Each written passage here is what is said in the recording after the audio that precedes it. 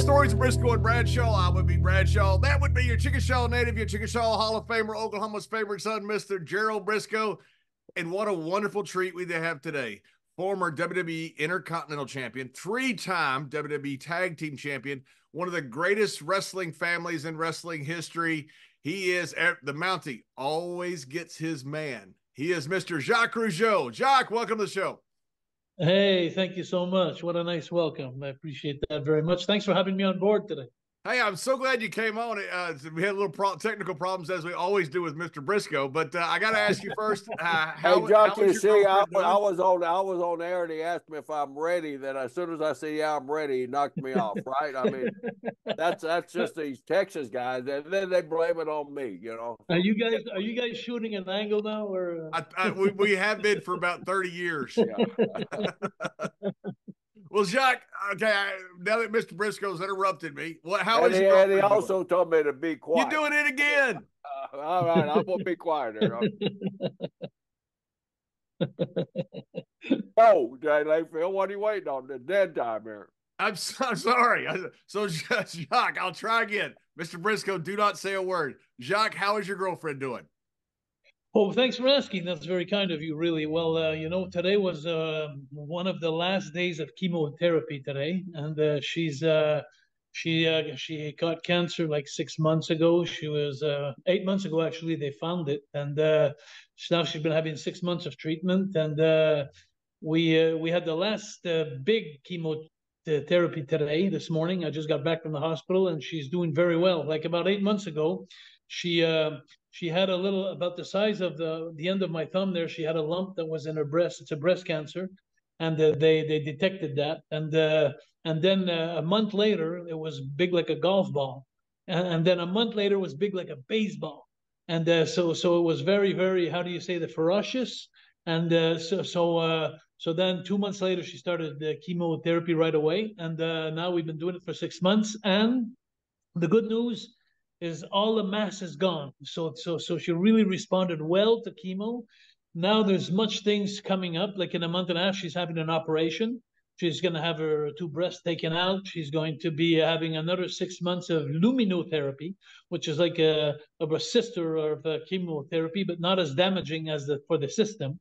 And so it's a year battle, but when you're fighting and you know that you're winning, so and the hardest part now is done, because the first 6 months was like chemotherapy was very good to her, but at the same time was very bad to her, because the side effects, the collateral damages is so much, because it attacks your whole body. While it's curing you, it's killing other parts of your body. So today was the last part of that stuff. So now we're only going with luminotherapy, which doesn't touch the system anymore. It only touches the cancer itself. And so we're kind of happy that we're at this point right now. So thanks for asking, because woof, I'll tell you, I'm sending out a shout out to all the people that have cancer and they're fighting this. What a battle! What a battle it is! Like 2-3 days a week at the hospital for 6 months, and but now most of the battle's done. So, but thanks for asking. Thank you very much. That's an incredible story, and it's so great. It's so wonderful to hear. So it sounds like everything so far has gone according to plan and has worked very well, right? Exactly, and there's over 1,117 kind of cancers. You'd think there's 2-3 kinds, but there's over 1,000 kinds of cancer. So today the technology is so good because they could pinpoint the kind of cancer you have and they could attack it, which was a success story so far with my girlfriend. So let's keep our fingers crossed, and the morale. I think everybody knows that. You've heard it before. Like half of the battle is if you have the morale, right. And so we have the morale. So I think we're going to win this big time. Right. Jacques, that's fantastic. One of the other things I saw that you're working on, which I was really impressed with, was your website for your contest, for your academy. The website is really cool, by the way. For those, we're going to put the link at the bottom of the show so people can go on and check it out. I was going through it. You go down a rabbit hole sometimes on the internet. I was really enjoying all the videos on it, all the things on it. It's really well done. Tell us a little bit about it, because I don't want to do it a disservice by me describing it. Tell us about what you're doing with the contest and your academy and the website and all you're doing. Yeah, thank you so much. It's an amazing, amazing website. First of all, thanks again to Natalie, my girlfriend, she's the one who put all this thing together, the website. But this contest is really something extraordinary. And my girlfriend and I, we decided 3 years ago because, when we went into COVID, uh, everybody on the planet started doing podcasts. So I was one of them too. So anyway, I started doing podcasts, and since I have some kind of notoriety here in Quebec, I had all kinds of hockey players, singers, and everybody different disciplines that were coming in my podcast. So this girl shows up one day, and she's a really good singer. So about 20 years back, they did something in Quebec called Star Academy, which was a contest with singers, and they take the best singers all around the province of Quebec, in every city, every town. They'd make them do a contest, and the winner at the end would have a chance to go to the Big Bell Center in Montreal, where there's 20,000 people, and sing side by side with Celine Dion. And that was the winning contest. So when she came in my podcast and she explained that to us and how much she loved it, then when she left after the podcast, I looked at my girlfriend and I said, wow. I said, wouldn't that be fun if we did that with wrestling? And then we just looked at each other, and then the idea came. And then so I started sending some invitations through Canada, all the way from Vancouver, all the way to Nova Scotia, from East Coast, West Coast, every federation across the country, and asking them to send a video, a 45-second video with 30 seconds of highlights and 15 seconds of talking promo to show us a little bit that they could do a little promo, and then sell the fact like example. Hi, my name is Vance Nevada. I'm from Vancouver, D.C., and I'm one of the best wrestlers in Vancouver, and I'm coming to Jacques Rougeau's Wrestling Academy in Montreal. So something like that with some highlights. And we start recruiting the highlights and the reels. And 3 years ago, I found some sponsors, which we flew all the wrestlers from around Canada into Montreal. And then what we do, this is really special, guys. I got to tell you this. I get so excited when I talk about this because we all know that a wrestling match is choreographed, and we put it together and you do your show and you go home. But this is much more than that. This was like getting a guy from Vancouver and a guy from Halifax, Nova Scotia, getting him on Zoom like we are now, putting their match together 2 months before they come to Montreal, and make sure that everybody was happy, do heads or tails to see who's going over and who's doing the job. That didn't matter. It wasn't one of the criteria that we were judging on. And so they'd come into the ring, they'd do their performance, and after their performance, that's when the real show would start. They would stand up in the ring, and then we'd have 3 judges by the ring. And then we start judging them on their promo before the match, on their gear, the wrestling gear, on their ability in the ring, or their charisma. And when we start judging them, and the 3 judges, one after the other, we'd do our speech. And then we'd have QT Marshall from the Nightmare Factory in Atlanta, Georgia, who would come on the giant screen, and he would decide who goes on and who goes home. But the prices were huge. Like, there was 4 winners of $5,000 3 years ago. And at the same time, you'd have a bonus of 3 months training with Cody Rhodes, Billy Gunn, and QT Marshall at the Nightmare Factory. 3 months of training, like 4 or 5 days a week with these guys. And these guys are amazing. As you know, Cody Rhodes, congratulations. He just proved himself. Anyway, so my winners were so excited into this contest. So we did that the first year, and then the second year, last year, we brought up the prices to $10,000. We had 3 winners of $10,000, and this year we have 4 winners of $10,000, and plus we added, plus the training, that they're going to go spend 1 week in Mexico with Big Lucha at the Bandidos gym. So they're going to go learn another style of wrestling now. I'm going to send the Canadian wrestlers, the winners. I went to Mexico when I was 18 years old, and my God, I learned so many things there. It wasn't funny.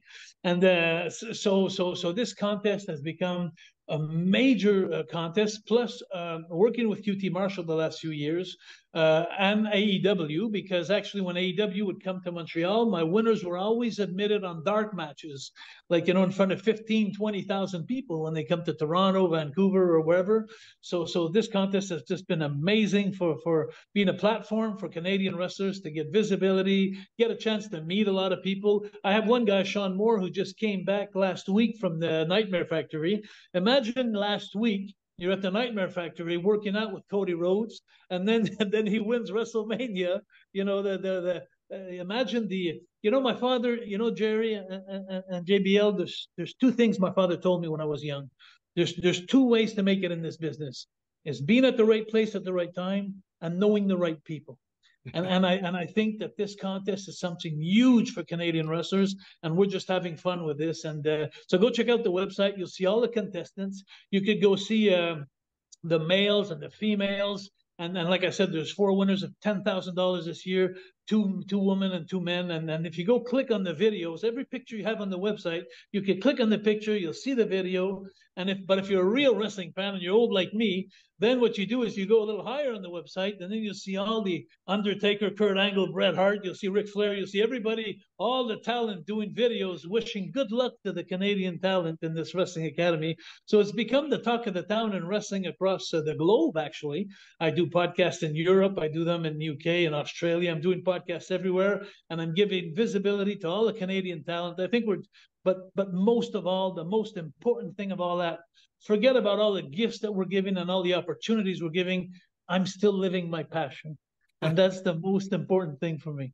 Awesome. Jacques, that's absolutely incredible. And going through the website, it's just as exciting as you describe it. Where are you right now in the tournament itself? Are you, as far as what stage are you in the tournament? Now we're in the shaking period time where everybody knows who they're wrestling up against, but it's only starting this year on the 28th of September, the quarterfinals. And September, October, November, the show this year. So now for the next 4, 5, 6 months, all the contestants across Canada are meeting each other in independent wrestlings, and they know they're coming into this contest for the big prizes. And so now we're in a standby right now. Everybody knows where we're going. We're just waiting. We have the sponsors ready with the $10,000. We got to get, I still got a couple of more sponsors to get for the plane tickets, because there's $20,000 of plane tickets we got to get, plus the $40,000 in prize, and then the hotels. So we still got some sponsorship to pick up, but it's a very, very exciting time right now. And I'm just putting myself in the boots of the wrestlers across Canada right now, probably saying before they're going to wrestle on the weekend, saying, I hope I don't get hurt because, you know, a lot of injuries happen sometimes in wrestling, you know, when you don't expect them, but there's big prizes. You know, I remember making $10,000 at WrestleMania. You know, that's right. And, you know, right. So for them to make, you know, these guys and these ladies that work in independent shows that have normal jobs in the week and then they go wrestle in the weekends, they're used to making $100, $200 a show. So for them to wrestle 3 times, quarterfinals, semifinals, and finals, and make $10,000 plus all these trips. They're going to Atlanta and then going to Mexico. And so I think it must be incredibly exciting for them right now, just waiting, being in the waiting room, just saying like, my God, we still got 5 months before the show. So it's a very exciting time though, for us and for everybody. John, if JBL will allow me to speak now, I'd like to ask you a question. Am I allowed to speak now, John? I've been patiently waiting here.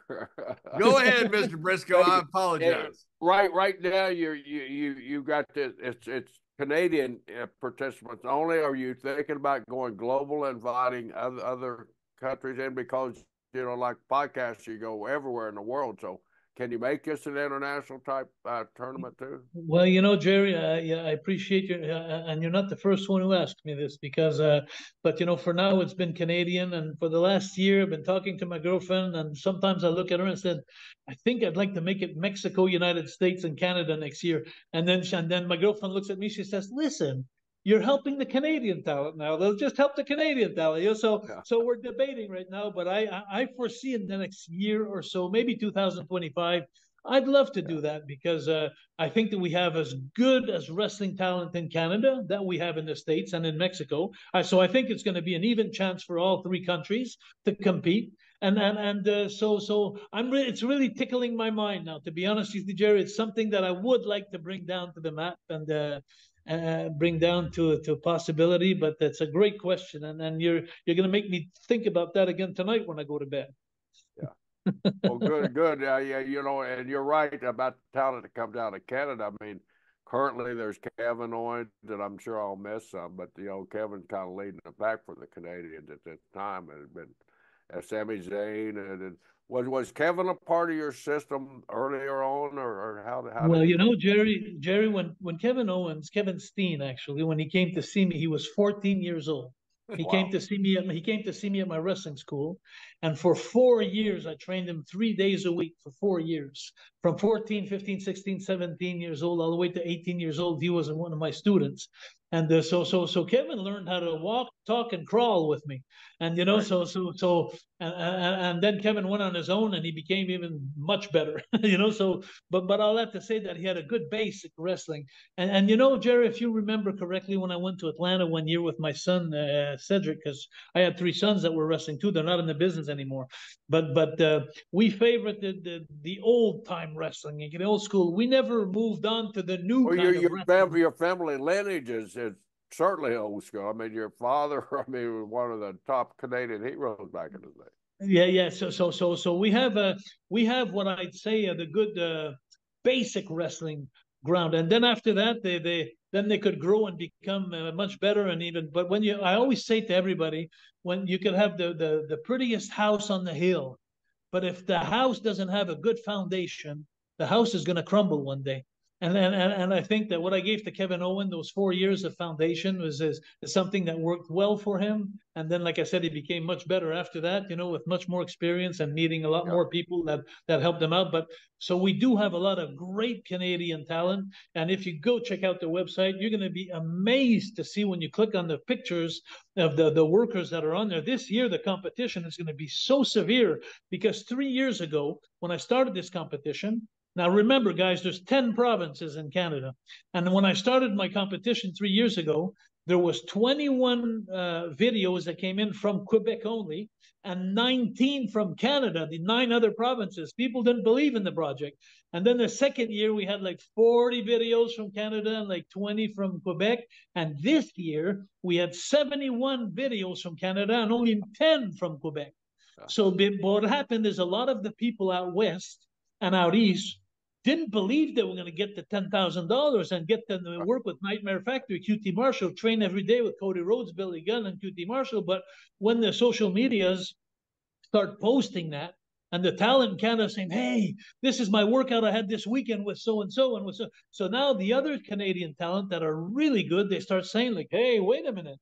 This contest is for real. I'm joining next year." And so this year, the talent is going to, in other words, my 4 winners of the first year may not have been able to win this year because the talent has become so much better now and so much bigger. So I can't wait to put this together on the 28th of September and see how I'm going to be, and the great thing about this year, really great, you're going to appreciate this very much, is the judges this year is going to be my brother Raymond, who's the mayor of his city, by the way, my brother Raymond.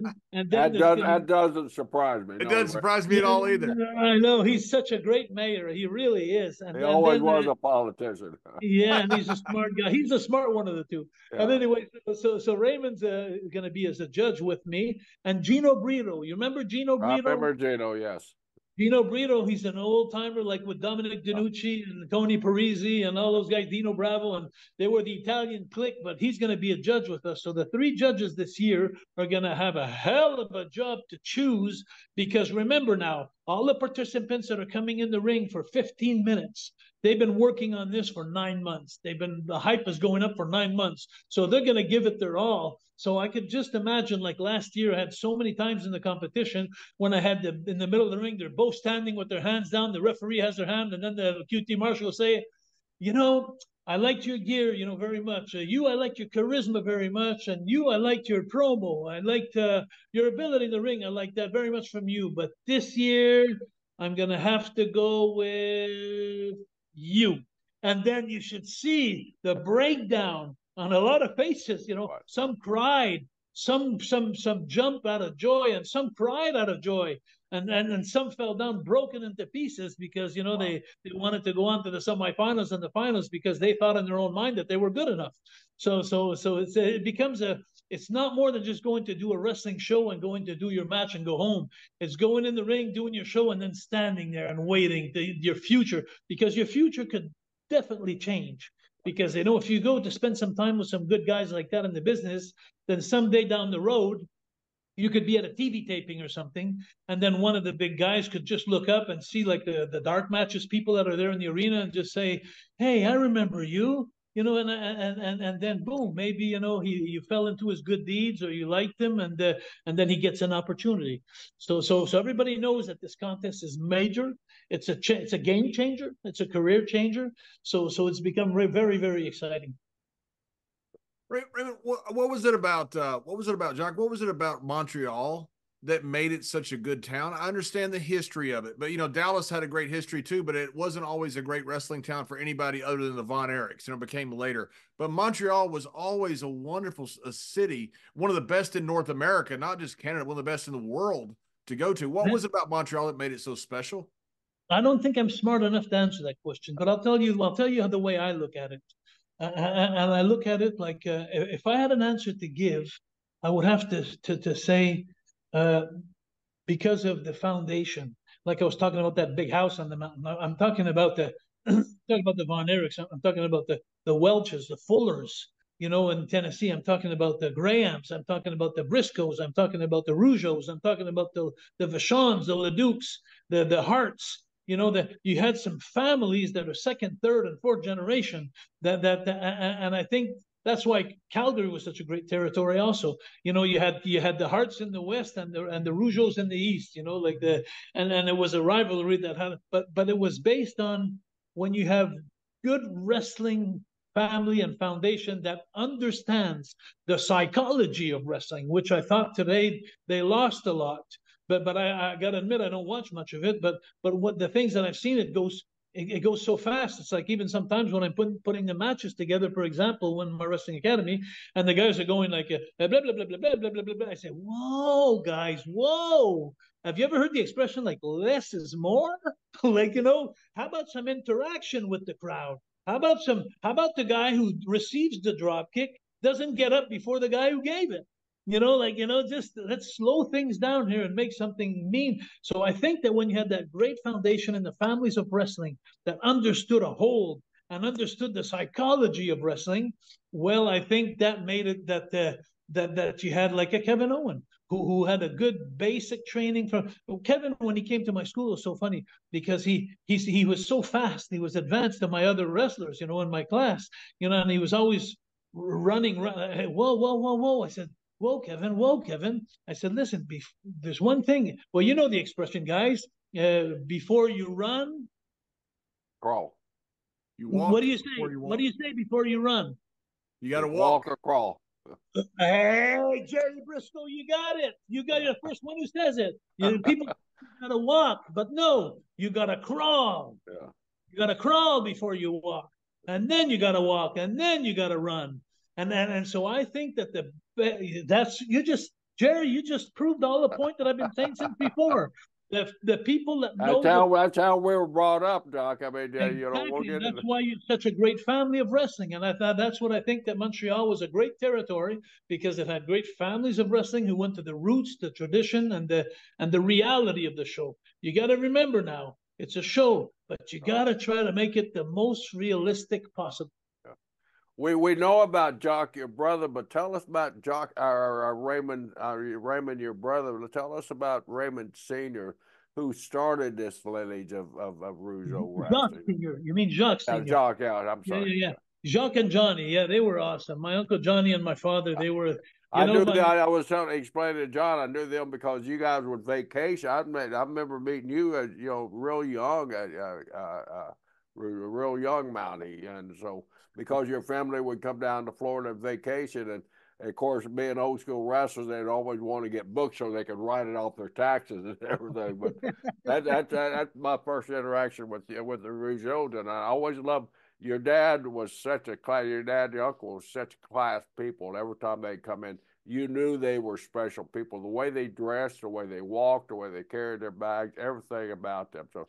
Tell us or feed us a little bit of information about them. Well, you know, Jerry, it was the same with you guys. It was you guys were brought up in an era where the word respect meant something, and my Uncle Johnny and my father, they had such a great image up in Quebec, and it was so funny because if you compare both of them, Johnny and Jacques, which were the Rougeau brothers, the first generation of the Rougeau brothers. It was so funny because they were so different from each other. Yeah. Like, you know, to give you an example, my Uncle Johnny, he was a political kind of guy. He was like, you know, he was right-hand man of René Lévesque who wanted to separate from Canada, you know, they get separate. Right, yeah, you know? And then, but my Uncle Johnny, he was also the guy who. And I was for that, by the way, too. Oh yeah. So yeah, I wanted to separate too because I wanted to join the states. Anyway, so I wanted our province to become another state in the United States. But anyway, long story short is my Uncle Johnny, he was a political kind of guy, but he was very versatile because my Uncle Johnny was also the president of the junior hockey league in Quebec. And then my Uncle Johnny, he was also the owner of a nightclub called the Macambo. And those are in the 50s and the 60s. Now, let me tell you about that nightclub. The nightclub, the Macambo, they used to have Chubby Checker, Tina Turner. They used to have the nice artists that would come from the States and from all around the world. It was a classy joint, but it was also the place where all the Marines would come up St. Lawrence River that had been on the float for 25 days and haven't seen a woman, and they'd come to the Macambo to come out and get a little bit of craziness out of them. And that's where you differentiate my father, because my Uncle Johnny owned the Macambo Club, but my father was the doormat. My father was the tough guy of the two. My father was Golden Glove champion in boxing. My father was the kind of guy who one day he went to Rimouski, a town down towards the ocean there, and down St. Lawrence River, and there was this big cop that came in the dressing room, big cop, strong cop, and he came in and he always knocked wrestling and he hated wrestling. He always said, "Oh, wrestling's fake," and those are in the 60s now. And he'd come in the dressing room pushing his weight around, and one time he came in the dressing room and he came in front of my Uncle Johnny, and he started degrading my Uncle Johnny. And my father just got up in the seat and he told him, he says, "Hey," he says, "with all due respect, sir," he said, "would you mind leaving the dressing room? This is our place right here in the dressing room." He says, "Oh yeah, what are you going to do about it?" That was the last thing he said. And the cop was laying down flat, about 280-pound cop laying down flat in the dressing room. And that reputation went around the whole province of Quebec, like, "Hey, you don't mess with Jacques Rougeau Sr. Like, he's my, and so many times when I went down on the road, like I went to Japan and a couple of places, and I remember a couple of guys come in the dressing room at different times with cauliflower ears, real tough guys, and they'd come in, the real McCoy, and they'd come in the dressing room and they'd come up to me and they'd say, "Are you Jacques Rougeau's son? Jacques Rougeau's son?" I said, "Yes, sir." "Your dad, a fucking tough guy there, tough guy, your dad." So my dad was the kind of the tough guy. But you know what the best part of all that was, Jerry? Is my father would never say a word. He would always be so humble and so respected, and he was one of the expressions when you'd always say, "Hey, don't underestimate the guy who doesn't talk." Like, who the guy who's quiet, because And that's perfect. That's perfect description because he was so quiet and respectful. I mean, what a gentleman! I mean, that's what I always saw him as. He was to me. You read stories about these French dignitaries. He was one of those guys that you could put him in any environment and he would stand out. I mean, a good-looking guy, big guy, very well-spoken guy, and I don't know what happened to me, Jerry. I don't know. Yeah, I don't either. I don't either. Yeah. But so, how did they transition into the business? Well, my great uncle Eddie Auger. I don't know if you ever heard that name, Eddie Auger. No. Yeah, he's less known. He was the first one in the business. Okay. Eddie Auger. So we're 4 generations. So wow. Eddie Auger was Johnny and Jacques' uncle. And then so his uncle used to take the 2 Rougeau boys, the kids, 13, 14-year-old, bring them to the wrestling, and then they brought them into the wrestling, and then Eddie Auger is the one who introduced Johnny Rougeau to. I don't know if you ever heard of Yvon Robert. Yeah, I knew Junior real well.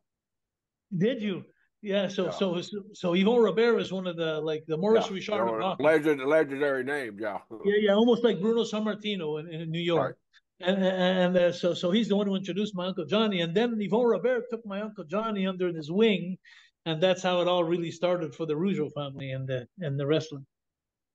Wow. Jacques, when did you realize when you were growing up that your father was a famous guy? I mean, when did you realize that your dad was not just known in your neighborhood but known everywhere? That's a funny story you're saying there, man. The first thing that you're bringing me back to is every time I take the bus to go to school, because in those days, the Paul Sauvé Arena, the Monday night was church for everybody for wrestling. Monday night at the Paul Sauvé Arena, that was religiously where everybody would show up, and on Sunday evenings, my father being the booker and my uncle the owner of wrestling of the company. Well, we live like 20 miles northeast of Montreal on the St. Lawrence River. So what they do is my father would have his opponent from Monday night come on Sunday night over to our house, like Abdullah the Butcher, Joe LeDuc, and those guys, and they'd come. And I remember just being a kid, and I'd see all these guys coming Sunday night, around my house, and then he'd invite the newspaper, and then the newspaper from Montreal would come, and they'd take a face-to-face like they do in promotional boxing and stuff like that. And then the next morning, the day of the show, the Monday, it would be in the paper, the picture they took on the night before, and I'd be getting in the school bus, and then the kids would come up to me, and then I'd be the first one. Actually, I was very outgoing, so I was the first one to go ahead and tell the kids when I get on the bus, said, "Hey, did you see the newspaper this morning?" Then the kids would say, "Yeah, we saw your daddy's wrestling tonight." I said, "No." I said, "Did you see between his legs?" Because I'd always managed to sneak in there for the picture. And but my father was wrestling was very popular. I got to tell you, wrestling in the 50s and the 60s were drawing more people than they were in hockey. So Montreal, that's where it comes back to what you're saying, Montreal being such a wrestling city. So my father was very, very popular. Wrestling was very popular, but I hope that answers your question a little bit. No, it does. Oh, well, I'm always interested, in kids that grew up with famous fathers. We had a bunch second generation guys. Did your father kayfabe you? Did your father keep the business from you, or did he smarten you up? All the way up to 12 years old, where we're on a good a bad night for him. He was in Three Rivers the night before his big match on a Monday night against Alexei Smirnov, Michel Justice Dubois. I don't know if you know him, Jerry. You know Alexei Smirnov. Sure do. So he was wrestling him in the main event, but the night before he was in Three Rivers, and he was wrestling Tor Kamada, and big guy Tor Kamada. You must have known him. I know Tor. I wrestled Tor too. Yeah. Did you? So the night before, Tor Kamada takes my father's leg and he puts it on the second rope while my father's laying on his back.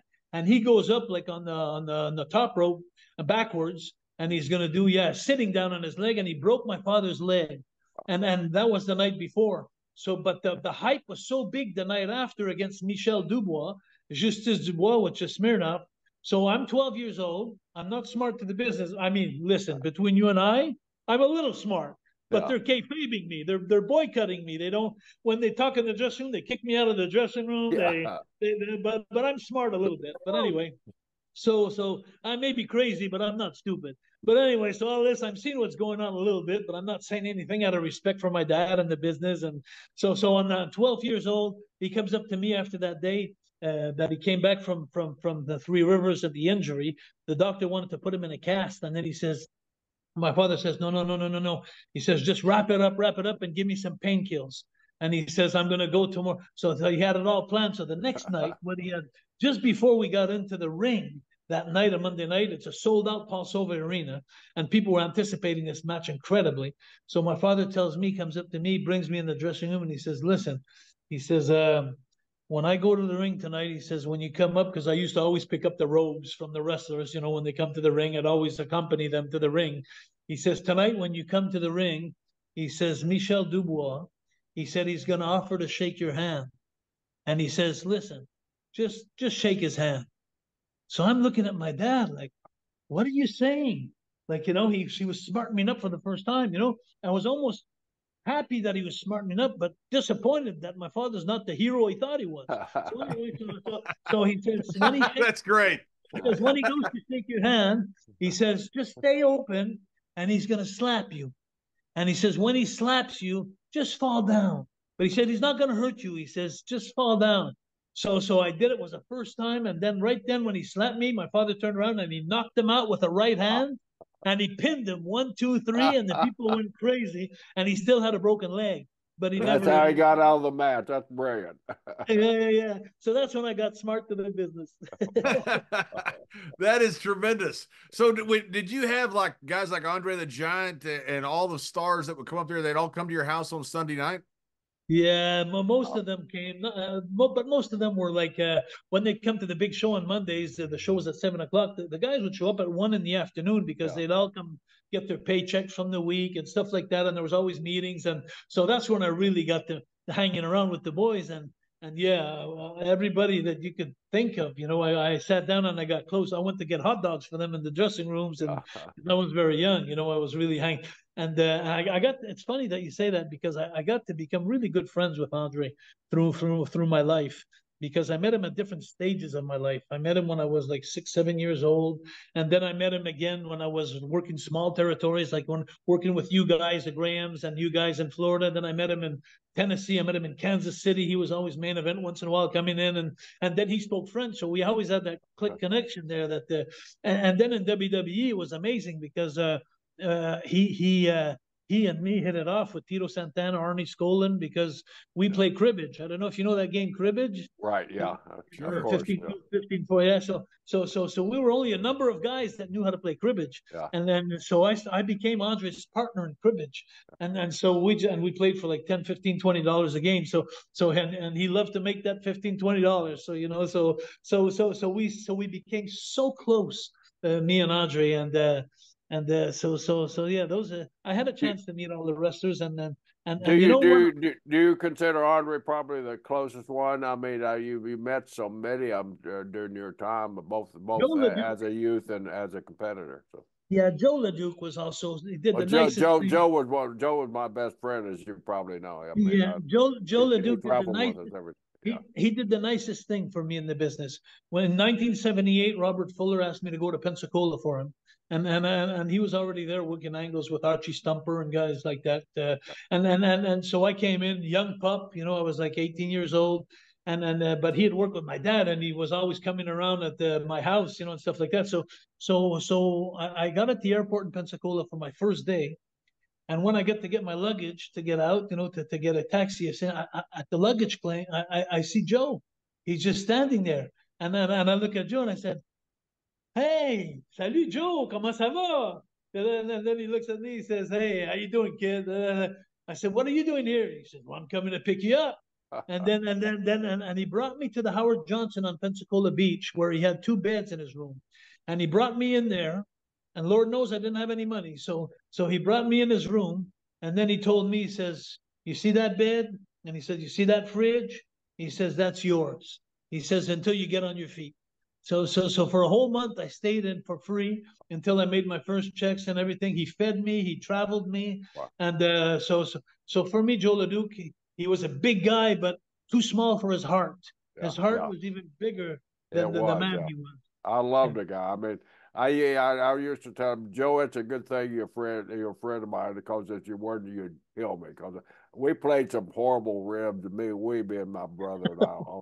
On Big Joe. When the other guys would hear about it, how are you guys still breathing and walking? Well, we were friends, Joe. I've had Joe out here in my lake. It's alligator in my lake back in those days, and on a jet ski at 3 o'clock in the morning. And he falls. Joe, watch out for the gators. He starts screaming. I think he's walking on the water trying to get out of that damn lake.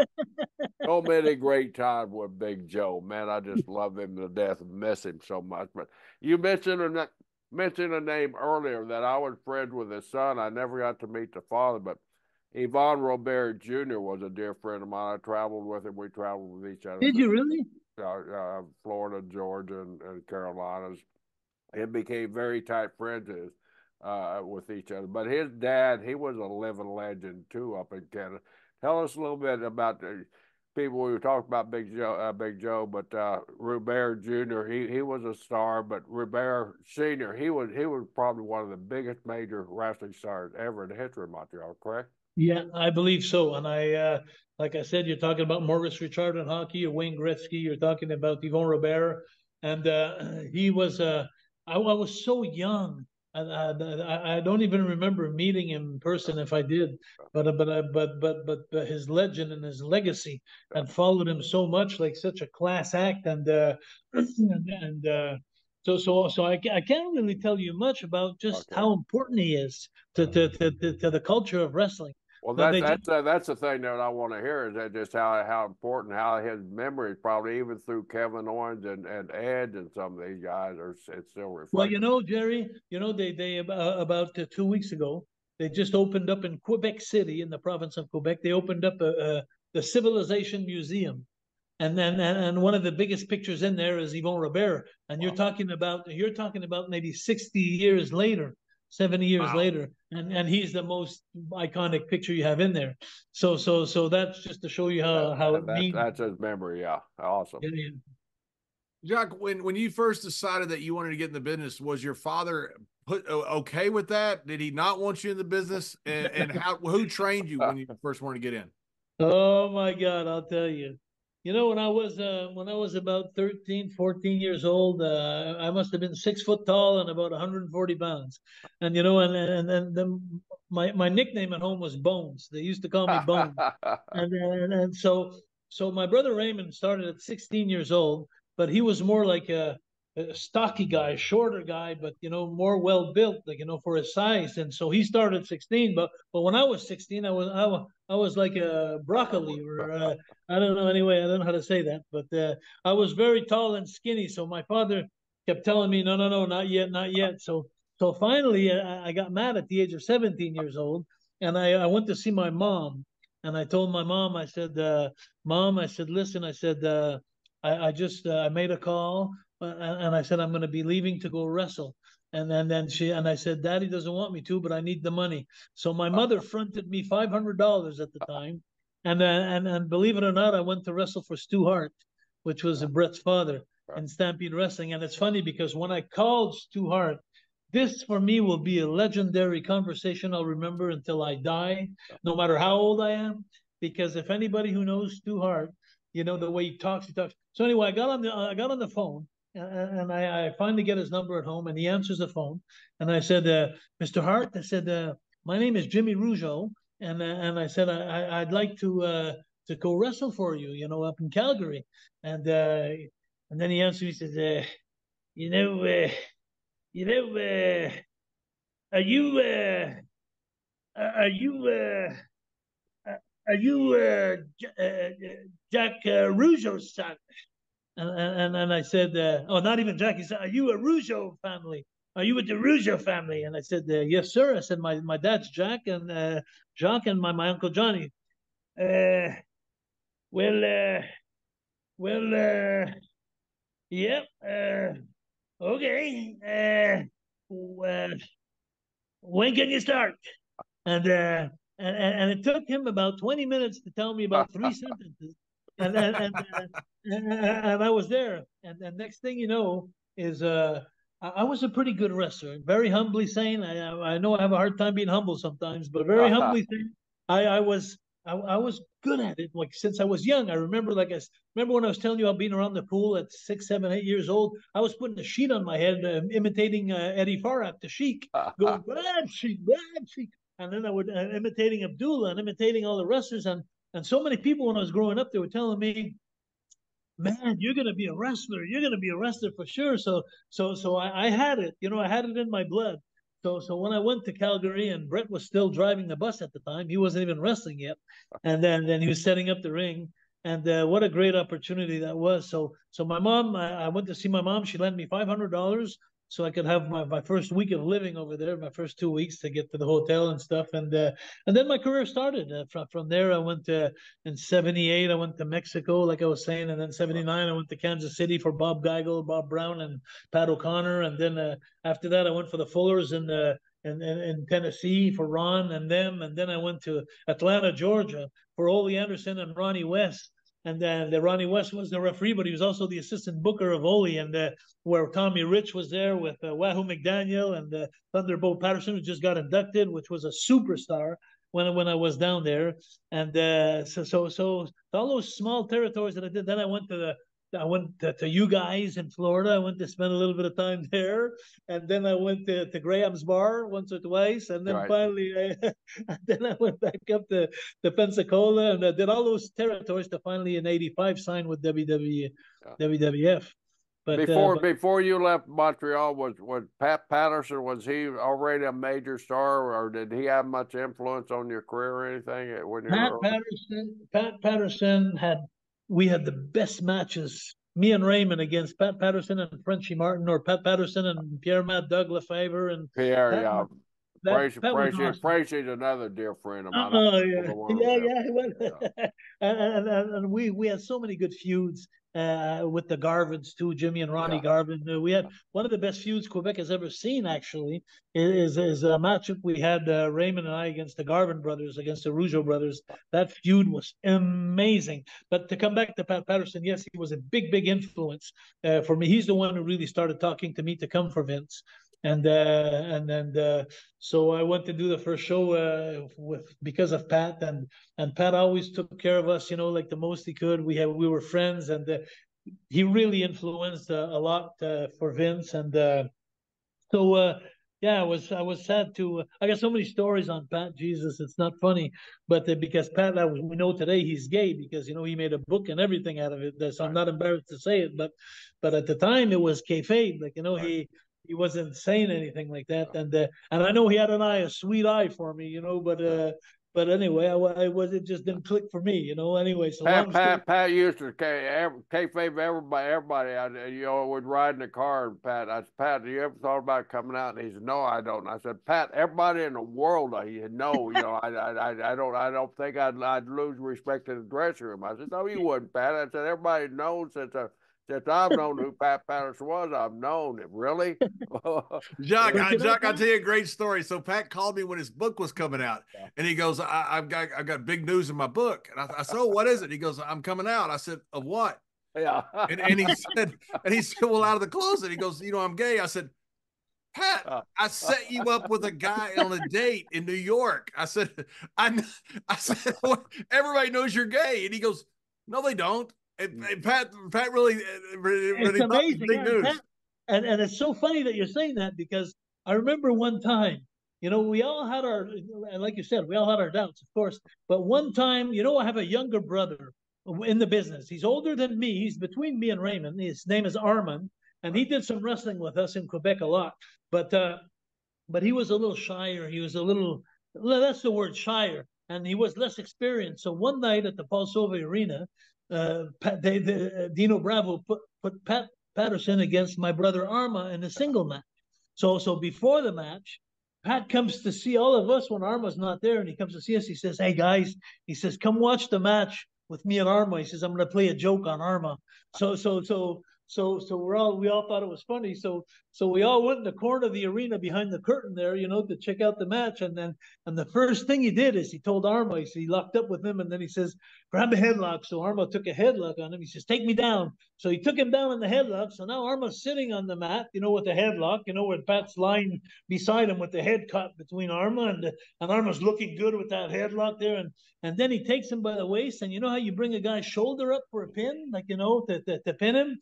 So he grabs him by the thigh, but he takes his finger and he puts it up, his rear end. And I've never seen my brother Arma on pedal so fast, like not even on a bike. And it was so funny, but it was so funny but then, it was like, how can I say that? There was a mixture of rib and there's a mixture of truth. And then, and since there was that gray zone, like Pat, he, like you said, he never admitted it or something. He was like the kind of gay that he was the man in the couple. How did I say? Can I say that? Can I politically say that? He was like he was like the guy who didn't want to be known as to be gay in those days. Right. Yeah. So it made it very confusing. But at the same time, I got to tell you, me, Raymond, Ricky Martel, Bravo, we were laughing so hard when we saw Arma like that. Anyway, but Pat was a great guy. If anybody knew him personally, he was such a nice person, a good-hearted person. Ronnie Garvin was on our show a while back, and he talked about the storyline he had with you, with Jimmy Garvin and you guys, the Rougeaus, up in Montreal. And Ronnie tells the story. He said, I was kind of going up there just to kind of fish and hunt. And he goes, and Jimmy was up there, and he said, all of a sudden I realized business is insane. He talked about how over you guys were and how you guys were selling out every arena. And he said that was an incredible time when, especially, he just come up there kind of to hunt and fish, and Jimmy talked him into wrestling. You know, it's so funny because if you go on my Facebook, my personal Facebook, Jacques Rougeau, you'll see the picture and profile of me and my girlfriend. Just a week ago, not even 4 days ago, I put that match, the rematch of me and Raymond, because the first match we had, I'm sure he told you, there never was a match. The first time we were 20,000 people at the Montreal Forum.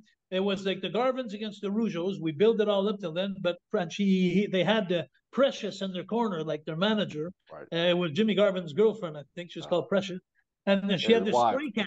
He had was it his wife? Yeah. So she had the spray can, and so before the match ever started, she comes in front of me and she sprays me in the eyes and she blinds me. And then they both double team Raymond and they kick his butt. My father comes in to try and help, but then they put my father on a stretcher. And then once he's on the stretcher, they flip the stretcher over. And then Jimmy Garvin gets a Boston crab on my father, and Ronnie goes up the top rope. Ronnie goes up the top rope and drops a knee in the back of my father. And then that was, so there was no match. There was 20,000 people, no match. It was like 10 minutes of kicking our butts. And then about a month later, we had the revenge, the match that I put on my website, on my Facebook. So if you go see that match, Jerry, go see on my Facebook and watch the beginning. I bring my father with Raymond in the corner. It's our rematch. You're going to see the best tag team match ever done in the history of Quebec. And I'm not bragging. You watch it, you'll see it. We kicked their butt for about 15 minutes. But it was so good because Ronnie keeps fighting back. You know, he's the hands of stone, boy. And he's just but what a feud we had. Like, you know, and then we sold out every arena. This is one of the most historical matchups that Quebec has ever seen. Cool. It's funny that you bring that up. Yeah, Ronnie was telling us the exact same story just about a month ago. It was so great to hear it. It's the same story, just from a different check the match. Go check the match on my Facebook. You'll see you're gonna die. Oh, well. If you watch that match, you're gonna die. I swear to God. Being a wrestling fan like you guys in our days, like what we were doing, you're gonna die when you see that match. Well. Did your father, during this time that you're going down and working for the Fullers and going to working for Ole and all these different places, what was your contact with your dad at that time? Was he encouraging you? Did he want you to come back and work in Montreal? Yeah, at that time it all changed. Ever since for me, when I went to Calgary, it was like going against them. When I went to Mexico in '78, it was going against him because I remember when I told him I was going to Mexico a year later, he says, "Don't go there." He says, "Don't go there." And I was saying, like, you already told me not to go into wrestling last year, but now it's like, don't go to Mexico. You're gonna die. It's different. And he was right. But anyway, I went there and I lasted 3 months. But it was like but then after that, when I stayed 3 months in Mexico. And then when I went to Atlanta, and then he started hearing about me because my father was a snowbird, and my father always was in Miami, Hollandale, actually. and if you remember correctly, Jerry, in those days, every territory around the country had their own TV except TBS. Right. TBS was seen around the whole country, from Boston to Los Angeles and to Florida, and all the way up to New York. You could see TBS. So my father started seeing me there as Jerry Roberts. You know, I had changed my name to Jerry Roberts because I was getting beat up so bad all the time. I didn't want to ruin the Rougeau name. So I changed my name to Jerry Roberts. And I actually got beat up so bad, doing so many jobs, that the guys would call me Jerry Jobber.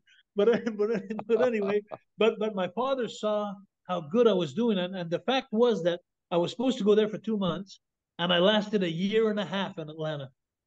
So because Dusty really fell in love with me, and he really helped me. I remember working with Flair. I was like 18 years old, and Flair was the NWA champion, and he came in, and that's something I'll never forget either, the opportunities that Ole gave me, because when I worked with Flair at the TV station in the morning at TBS, we got there, he was working in the main event in the Omni that night, and then I was just doing a job for him, like a 5-minute job for him, and then I remember I was so nervous. I was working with Ric Flair, and then I said, so when he came in the dressing room, I said, "Excuse me, Mr. Flair," I said, my name is Jerry Roberts. And I said, I'm working with you. He says, hey, kid, how you doing? I says, well, what would you like to do? I said, what do you want to do? You know, to just, and he says, oh, we'll call it out there. And I'm going like, ah, we'll call it out there. Like, holy mackerel. So we got into the ring and 5-minute match. And for 4 minutes, he told me to take the headlock. He had me leapfrog, drop down, drop kick, crossbody block. He had me whip his butt for 4 minutes long and doing all kinds of stuff, head scissors, all kinds. And then at the end, I missed a crossbody block off the top. He took his figure four and he beat me. And then he only took about 30 seconds into the match. And I'll never forget that. I was the biggest jobber in the territory. And I got back in the dressing room after. I was so mesmerized and I was embarrassed.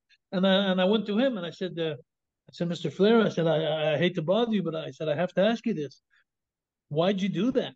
I said, you know, I'm the biggest jobber in the territory, you know, and you made me look so good. He says, let me tell you something, kid. He says, if I would have went out there and I would have kicked your butt for 5 minutes, he says, who would I would have beat? I would have beat nobody. He says, now I went out there and he said, I got surprised. You look great. And then I beat you. He says, I beat somebody. Right. And that lesson stuck with me my whole career. That Ric Flair gave me that lesson of wrestling. And that's because of Ole Anderson and Ronnie West and the break I had in Atlanta. And when my father saw that what was happening in Atlanta for me, he was happy because I'd only been like 3 years in the business. And then he was seeing all the great talent that I had the opportunity to work with. And so from then on, after that, my father, I think, started to become proud of me. Like, you know, like, okay, you're doing good, kid. You're doing good. You're not good yet, but you're doing good. You know, you're doing good. And then your big brag came, I guess, was it 85 that he came with the WWE? Yeah, 85. So then, WrestleMania had just started to happen, right? Yeah. Well, I think that we were on WrestleMania 3, which was the biggest one, I think, at the time. Anyway, 93,000 people at the Pontiac Silverdome against Brutus Beefcake and Greg the Hammer Valentine with Dino Bravo who interfered. And but that was awesome. And up till today, you know, I still look at that card and I remember getting in the dressing room to Pontiac Silverdome and trying to lace my boots, and my foot was going like, you know, I was just so nervous. It was like it was surreal, you know, because I remember going up in the stands and looking down at the ring, and I couldn't even see in the ring, you know, from up on top. And I was saying how, and then you could see all these giant screens everywhere. It was unreal. And I remember before my match, I had to put my finger in my throat to puke because my throat was so dry. Like, you know, I didn't have any more saliva in my mouth. And you know, it was something I'd never lived before. And we're talking about in 85 or 86. What year was that? 85 or 86? I can't remember. But I'd been in the business in 77. So I'd been in the business for 8 years before I got put into that position. I was like, it was my first match ever, because it was impossible. You know, you were thinking about all the arenas around the world that were sold out, but there was nothing in the arenas, just giant screens. You know, so I knew that Montreal was watching. I knew everybody in the world was watching. Andre the Giant against Hulk Hogan, and then so that. You know what? To be honest with you guys, I'm going to send you a curveball here. I say that everybody that was on that card should be in the Hall of Fame. I agree with you. I just like that. I think the first 3 or 4 ever those WrestleMania, they were so important in the foundation. Everybody on those original cards should be in. I don't know why. It's not a curveball to us. We agree with you. Yeah, we agree 100%. Yeah, I think you're right. It was such an important moment in wrestling history. Yeah. You know, WrestleMania 1 was obviously incredibly important. If that doesn't work, you know, Vince McMahon probably goes bankrupt. You know, he mortgaged his home. WrestleMania 2 really didn't work because it was the split screen and all that stuff. So WrestleMania 3 was incredibly important.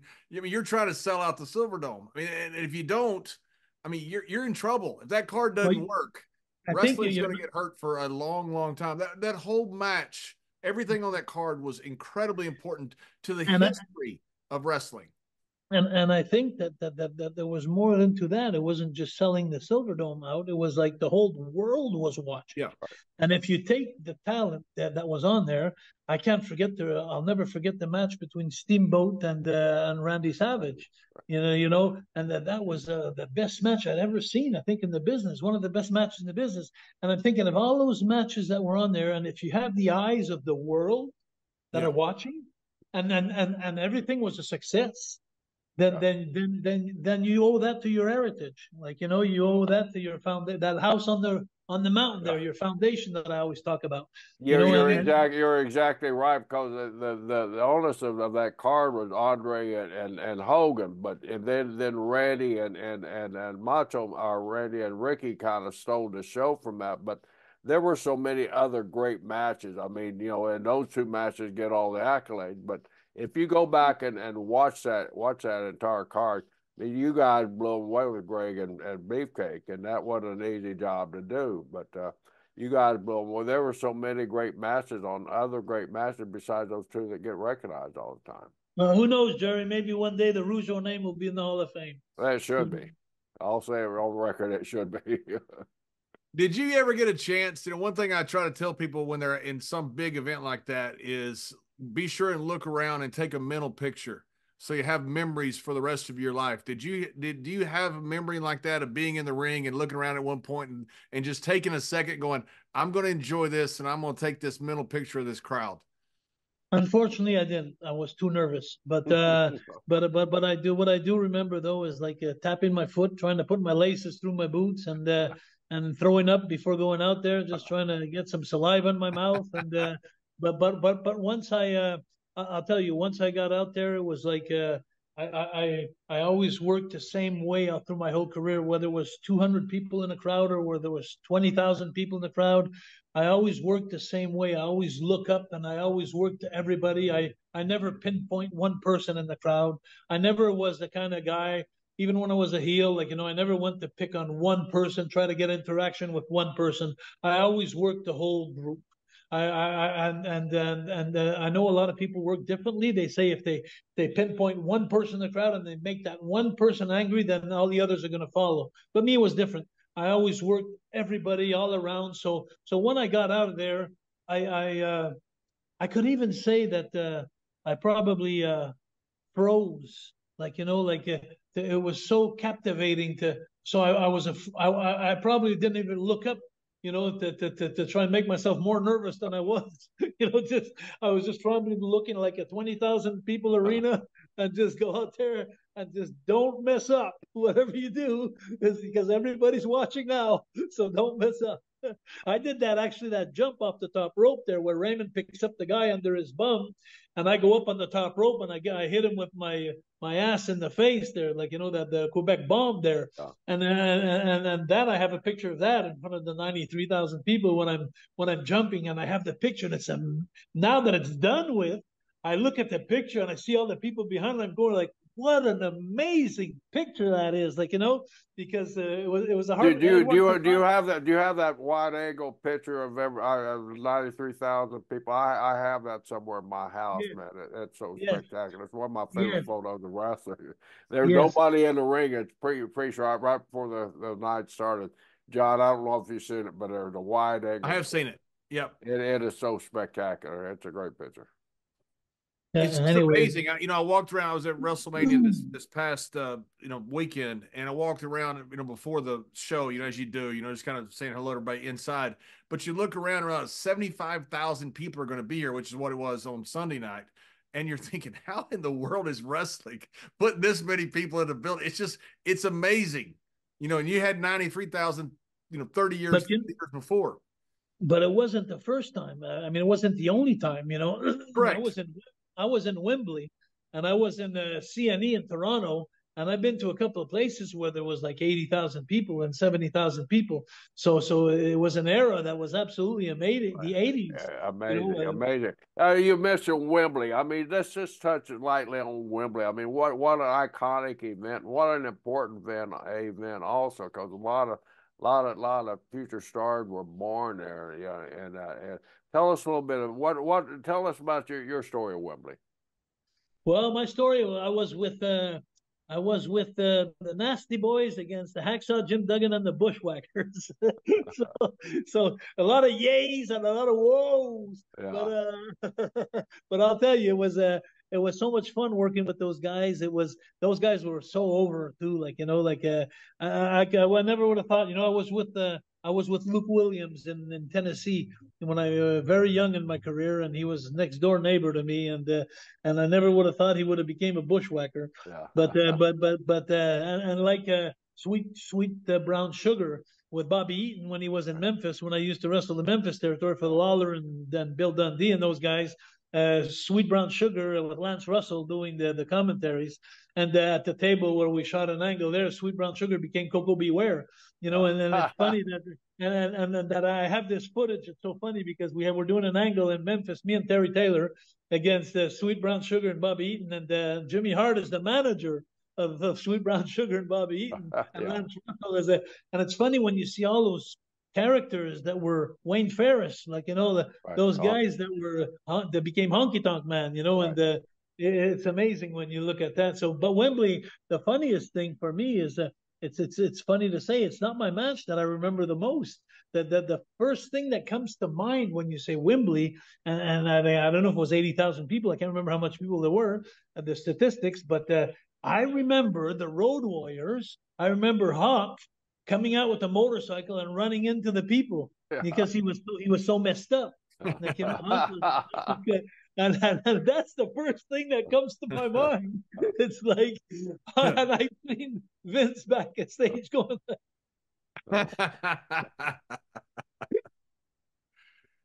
That's funny stuff. You know, one thing I've always said that I was really lucky, you know, because I was in the Attitude Era with Rock and Stone Cold in the late 90s when it got hot. And the other era that you'd want to be in was the era that you were in, you know, with Hogan and WrestleMania, because that was the area that was so hot. So people will always remember the Rougeaus and the Mountie because wrestling was so hot then. You know, you could be there when it was in a swoon and you might miss it, but we were lucky to be there, you know, both times when wrestling both got really hot because people will remember that forever. The Mountie will live forever. Yeah, but you know, and it was such an amazing, so much things that are amazing about that. First, I'd like to give a shout out to a close friend of mine, a man who deserves more than the world is Jimmy Hart. Jimmy Hart. We were just with Jimmy all weekend. All weekend. Really? Gerald and I were with Jimmy all weekend. He's such a good guy. I got to tell you, but it's one thing being a nice guy, but there's more to Jimmy Hart than being a nice guy. Jimmy Hart was one of the conditions. I had two conditions coming back as the Mountie, and one of them was that I had Jimmy Hart as my manager. And you know, you had great managers through the business, but I always say it in all my podcasts, and I'm going to say it now. The best manager for me in the wrestling business was always Jimmy Hart, and let me justify why. I'll tell you why. First of all, out of the 10 most iconic wrestling songs in the business, I'm not the Mountie. That's one of them. And the other one is, we're all American boys. We don't like heavy metal. We don't like rock and roll. All we like to listen to is Barry Manilow. Hey, and that's Jimmy Hart. What you have a lot of skills, but singing's not one of them. I know. That's just the greatest lyrics ever. That is so good. Although I did the Masked Singer in Canada this year. Anyway, long story short, is Jimmy Hart. He performed two of the best iconic songs for us out of the top 10. Then Jimmy Hart, let me tell you more about Jimmy Hart. Jimmy Hart was one of the only managers that I know, no preferences, the only manager that I know that would come out there and he'd grab the microphone and the spotlight would be on him, and then he'd say, "Now, you know, Mean Gene, let me tell you something about my man right here." Instead of taking the mic and saying, "Hey, you know what? I'm the smart one. I'm this, I'm that. And let me tell you something, Jimmy Hart never took credit for himself. Never. If you could find one video, I'll give you my belts." And then Jimmy Hart was always, "Let me tell you something about my man, baby. Let me tell you something about my men." And he always put his men right in the front spotlight. And that was one of the other reasons. And another reason, Jimmy Hart would go and he'd spend money on jackets. And he would have your gear, the gear of your talent. He'd put it up front on the camera. You'd have the fleur-de-lis, like, you know, the Quebec flags, or you'd have the whatever. Whoever he had as a manager, he'd put on his coats. And he'd go to the stores and he made those coats for you. And another reason why Jimmy Hart was the best that ever happened is because every time in 10 years that I worked with Jimmy Hart, every time I had a personal appearance, a radio station, a TV show to do, if we had to be there at 11, Jimmy was there at 10:30. Jimmy was always on time, professional. Jimmy never went out in nightclubs. Jimmy didn't drink, didn't smoke. Jimmy would come to you when you're going on a show. He'd see you're nervous. He'd say, hey, listen, Jacques. He says, just remember this and do this. And don't worry about that, Jacques. Don't worry about that. You got this, baby. You got this, baby. And he was like a coach, a mentor. He was the most generous person I have ever met. So today, I'd like to once again do a tribute to the best manager of all times, Jimmy Hart. Yeah, I agree. I don't think anybody will disagree with that. Jerry and I spent all weekend with him. He's still just the nicest man. Yeah. You know, and I love talking the business with him because sometimes he gives you insight into his mind. You know, he doesn't do that to a lot of people because he's pretty nice about being. He doesn't, ruffle feathers, but every once in a while he'll let you into his. We got some great conversation from Jimmy this week, didn't we, John? We sure did. And the great thing about Jimmy not only went out with you and had your merchandise, he had 4 or 5 different acts that he was going out with that he would run inside and he'd change jackets and change covers. He worked his butt off. And the other manager, Jimmy, why are you doing that? You got the Mountie. That's all you didn't know. I'm going to go out with everybody. I mean, he was out with everybody and he worked the same with everybody. He didn't play no favorites. I mean, he treated everybody the same way. Yeah. Jimmy's just a spectacular guy. And I'm proud to say, and I'd forgotten all about it. I don't know how I could forget about it. Back when Jack and I going into Memphis, he was our manager one time. And so that's an honor that I'd love to find some propaganda on that somewhere down the line. I know somebody out there's got a program or something like that, but man, I'd love to have it in my collection. But we all love Jimmy. Jimmy's a great guy to be around, and I'm glad that you have the same opinion too. Tell us. Real quick, who came up with the idea for the Mountie? The Mountie to me is one of the best characters that was ever created. Ever. Well, I got to give credit to Vince, and Vince had that idea because of the Big Boss Man being a law enforcement officer in the United States, and it was so good. It was so good. The only thing I'm responsible for in that gimmick is there's 2 things: there's having Jimmy as my manager and my shock stick. The shock stick was my idea. I brought that because of a man that was a manager in my younger days, Eddie the Brain Creechman, and he was Abdullah's manager up in the old days in Montreal when I was a kid, and he used to scare me so much in the dressing room with that shock stick he had, And I said to myself, if I believed in it then people will believe in it now. So I came in with the shock stick. I was always a fan of that, and if you don't mind, guys, I'd like to take a second to acknowledge Hulk Hogan. In a different way than people normally do. But apart from his karaoke now in Tampa and Clearwater, which I went to sing there, I did a great job singing, by the way. Okay, I'll believe it. He had great acoustics in that building, by the way. Yeah. I jailhouse rocked that place. Yeah. By the way, I'll have to say that I had a great time, but Hulk has been nothing but great to me. And I got to tell you, not only to me, but I'm going to start with me. You know that Hulk made me the only Canadian to ever get a pinfall on him. He came to Montreal. He gave me the 1, 2, 3 in the middle. No chair, no gimmicks, no nothing. He put me over in front of 20,000 people.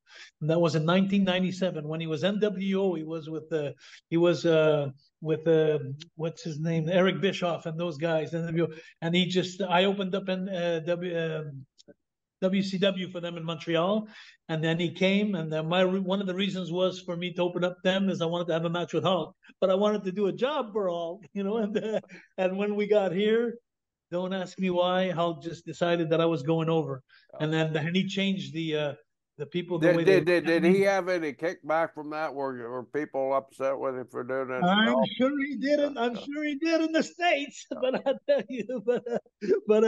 I'll tell you, I'm sure he did because when I went back to do the TV tapings the month after, Eric Bischoff had me work against the Giant, and he wanted to power slam me through the table.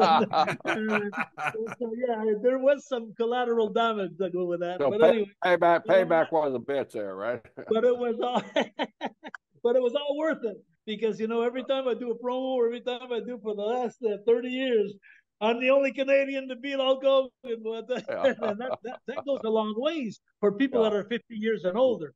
You know, Sure. if it would be because Hulk Hogan is Hulk Hogan.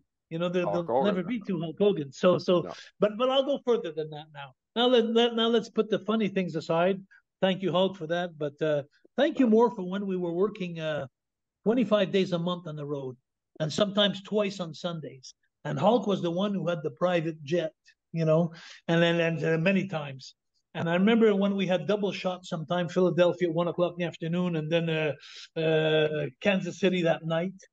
Then we had the private planes for the boys after they did the show. They'd get on a private jet and fly. And so many times Hulk would come to us, and he'd come to see us in the plane with a bunch of sandwiches and stuff. And he'd say, "Hey guys, I don't know if you ate or something, but here's," and I'll never forget that stayed in my mind. Like, you know, he was such an icon. I went to Australia with him in the '80s when they opened up Australia on that tour, and there's 20 some thousand people. It was like Michael Jackson coming to life. Like, you know, like he was so big. Hulk was so big, Hulkamania, and he always was so nice to the boys. He always was, and so for me, I see him now. I go to his karaoke. I see him. I went to see him at his beach shop too in Orlando a couple of times, and everything. It's so funny. I went to his beach shop in Orlando. Now this is something funny. I got my kid with me, my son, and I got my girlfriend, and she's my new girlfriend at the time. So I'm coming in, and I walk in there, and I asked the guy. There's a big line outside waiting to go get the gifts inside. So I go to see the security guard at the door. I said, "Listen," I said, "I'm just passing through. Would you please tell Hulk, tell him Jacques Rougeau is here, and I'd just like to say hi." You know, I didn't want to get in line. It's about a mile long. I said, "I'd just tell him I want to say hello to him." So he says, "Stay here, sir." So he goes inside. Before he goes inside, he says like, "Well, who are you?" I says, "Well, I'm Jacques." So I said, "I'm Jacques Rougeau," and then he says, "Okay." I said, "No, listen." I said, "I'm the only Canadian to ever beat him." So then he goes, so he looked at me like he thinks I'm ribbing him, you know. So he goes inside, and then 2 minutes later he comes back at the door. He says, "Follow me." So then I went in with my girlfriend and my son. So he put me in the corner. So now the shop is full, and believe it or not, Hulk comes out of the back, and he comes in front of everybody. He says, "Okay, brother, you're not gonna come kick my butt again, are you? Not in my hometown, are you?" And he put me over in front of my girlfriend, my son, and everybody that was there. You know, he always took care of me, and he has no idea the weight of his words, you know, because he's so big, he's so iconic, and the weight of his gestures, putting me over. I'm a jabroni, you know, compared to him, and you know, and for him to put me over in front of 20,000 people in my hometown, you know, the people, they see it not like the boys do, like we see it, like, you know, it's okay, okay, but the people, they were all scrubbing their head, like, you know, why, and then Hulk Hogan for me, you know.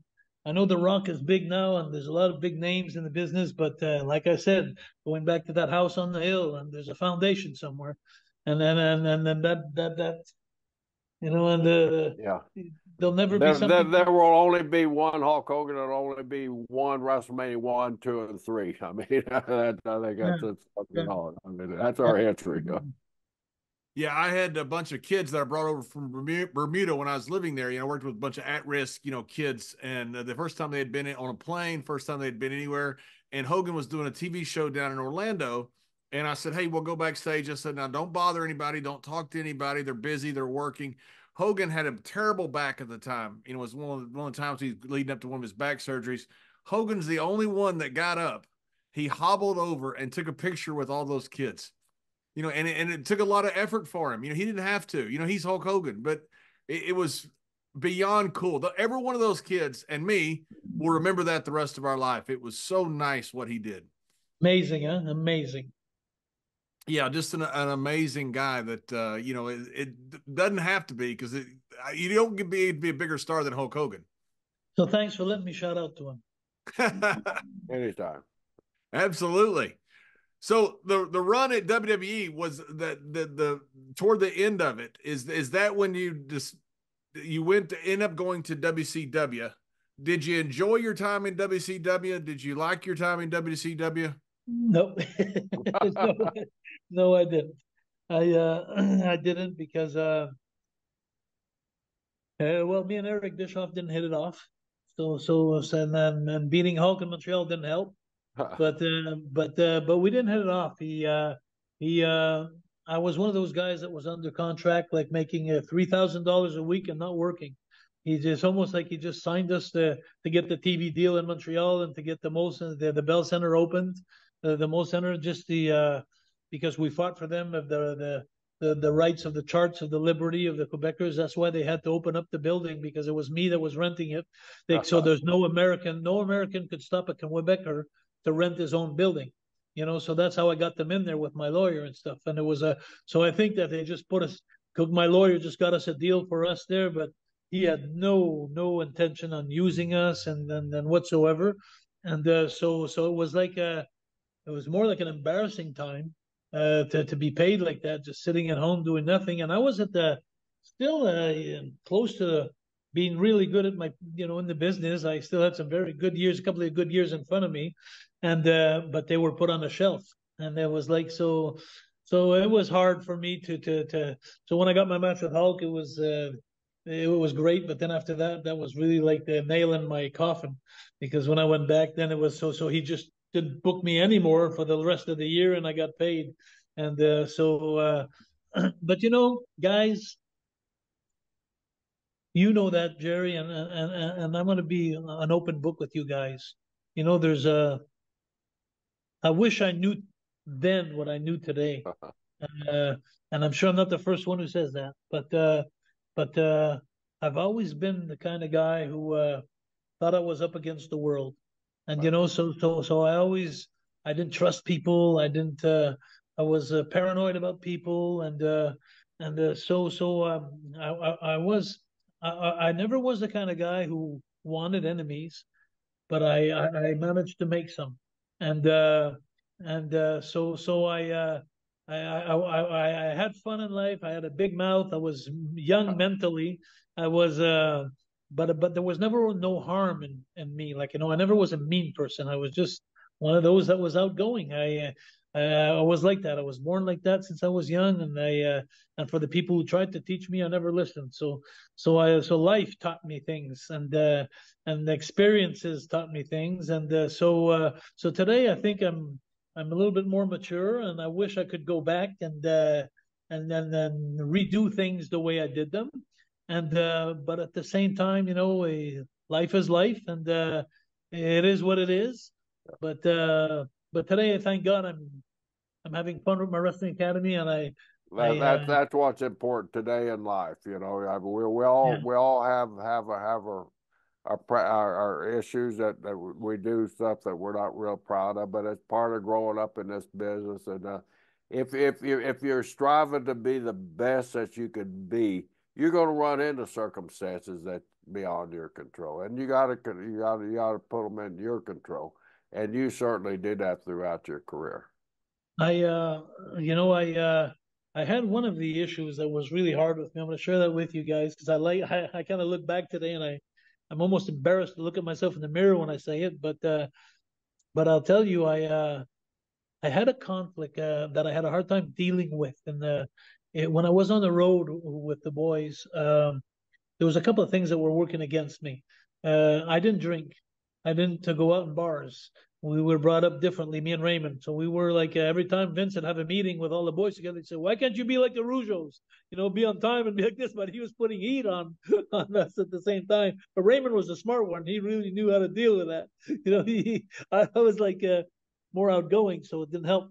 And the other thing too was like, now I understand more today now, but a lot of the talent didn't like to come to Canada and Quebec and to work because of the 40% money exchange, and then when they'd cross customs, they couldn't bring their drugs, or they couldn't bring their steroids, or they couldn't bring their so it was a pain for them to have to come 3-4 days, and if they didn't have a doctor they knew up here in Canada, they were like a pill-less, like a can I say that, pill-less, or anyway, no pills, or no whatever they had in their bags usually. And a lot of the guys, we were in a time where it was wild when I was there in New York. Like, it was there was no drug tests, and there was so it was like when we'd be sitting in the dressing room, when we'd be sitting in the dressing room, we'd get our booking sheets like every 3 weeks, and then we get the next 21 days that we'd have, and then I'd hear some guys sometimes like, go, oh, Philly, this, oh yeah, I'm on Hulk's card, that's good. This, oh, I'm going to frickin' Canada, and then and me, it would upset me. It would be like if you were sitting in front of the room with me, and every time I'd say, oh, I'm going to that damn temple because the shits, or and so and not knowing how to deal with that situation, and me, guys, you got to understand something. There's something I did understand in life, and I'm trying to make a design here so you could understand. I always say people today, normal people, let's say they're here, normal people. And then you have autistic people that are here. Well, I should be somewhere right in here in the middle of it. I always had a hard time in life comprehending things that I should have understood, or I took them too seriously, or I took them too emotionally, and there was no gray zone with me. It was black or white, and it was like, and I was prone. Like, I'd say something. My mother would tell me when I was young, why don't you turn your tongue 7 times before speaking, and then so I was a guy with. And so when someone would say that in the dressing room, oh, we're going to that damn Montreal, I'd turn back and say, well, I'm going to the damn States, and that'd get heat with me. And but I was sticking up for my home, my language, because let's face it, a lot of times we were speaking French, me, Raymond, and Dino, Ricky Martel, but we weren't talking about anybody. I remember one time Brutus Beefcake going to Pat Patterson saying, hey, why don't you tell these guys to speak English? And I got so upset because I said to myself, why don't you go tell Tito Santana and Pedro Morales to stop speaking Spanish? Because they're speaking, and then I told Beefcake one time, I said, hey, if you weren't so stuck up on yourself and thinking that we're always talking about you, that we could have a conversation in our own native language that's not about you, and then but I could have shut my mouth up instead of saying something. I missed many opportunities to just zip it. So, but there was never, I never was, I never was mean with anybody. I never was like, do you understand where I'm going with this, Jerry? Like there was never, yes, I am. There was never anything harmful in what I was doing. You never meant anything malicious towards anybody. It was all. Exactly. But I wish I could go back and be like my brother Raymond. Yeah. My brother Raymond was the smart one. He really was. If he had something to say, he'd tell me in the room at night when we were lying in our bed. Well, it's sort of like my brother was the quiet one, and I was one with a big mouth, so I know exactly what you're talking about. Were you really? Yeah. You don't have that reputation. Well, thank you. And what a conversation you're giving us today. We just appreciate you so much for being so open and honest. And I almost hate to get into it because I'm enjoying it. So, do you have anything? I mean, the thing that sticks out in your career, which is unfortunate about it, is the British Bulldog. Do you want to get into that any at all, or you want to share your side of the story? I guess it's almost bringing it there. It's I didn't want to. When we had the first match with them in Madison Square Garden, we had Raymond and I against the Bulldogs, and Vince had booked that match. And I remember sitting in the dressing room and then being with the Bulldogs. It was like, wow. I was looking at Raymond like, wow, like these guys are the best team ever. Like, they were World Tag Team Champions, but they were also so original. So they were amazing. The Bulldogs were just amazing. They were over amazing. And so when we sat in the room with them, I was like, I was intimidated. And so we're there, and then Vince starts the conversation. He says, okay, guys, I'd like to have a 20-minute match Broadway, no winners.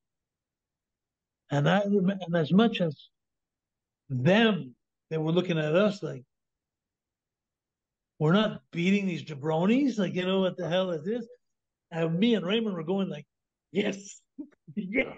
Like, holy mackerel. Like, we're going Broadway with the champions, like 20-minute match.